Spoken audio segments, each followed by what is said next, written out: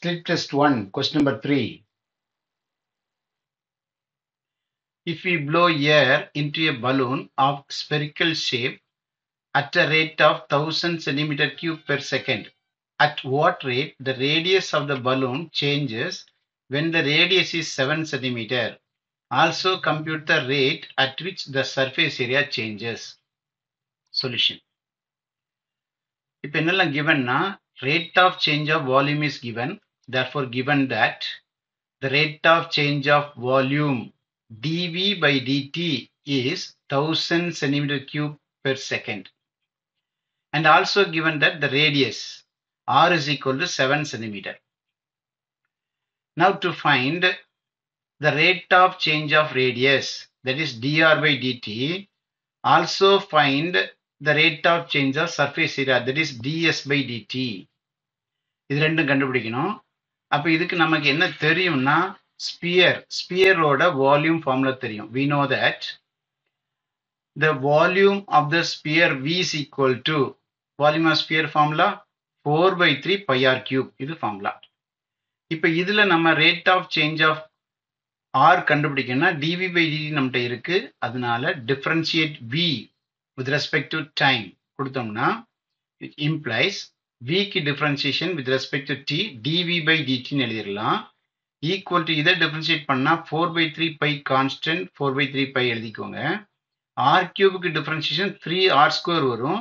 திரும்ப r with respect to t போடணும். அப்ப dr by dt போடணும். அப்ப இது 3r square into dr by dt. இப்போ இதுல நம்ம வந்து இந்த 3 கேன்சல் பண்ணிக்கலாம் பாருங்க.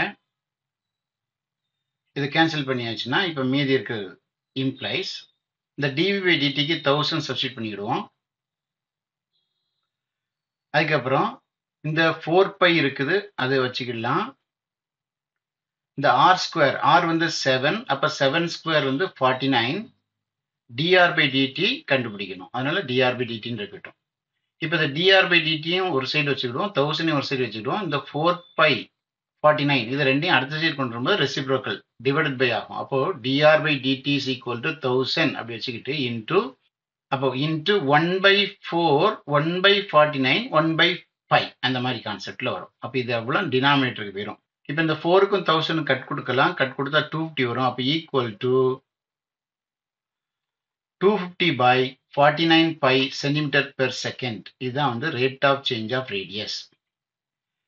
இப்போ நமக்கு சர்ஃபேஸ் ஏரியாவோட ரேட் ஆஃப் சேஞ்ச் வேணும். அப்போ சர்ஃபேஸ் ஏரியா ஃபார்முலா தெரியும். we know that the surface area of the balloon of the sphere s equal to 4 pi r square தான் ஃபார்முலா. அப்ப இதை டிஃபரன்ஷியேட் பண்ணா differentiate s with respect to t implies ds by dt is equal to இங்க 4 pi constant அப்படி இருக்கட்டும். r ஸ்கொயருக்கு differentiation 2r into dr by dt. இப்ப இந்த ds by dt தான் கண்டுபிடிக்கணும். அது அப்படி இருக்கட்டும். அதுக்கு முன்னால ஈக்குவல் இந்த 4 2s அப்ப இதை 8 pi ன்னு எழுதிக்கலாம்.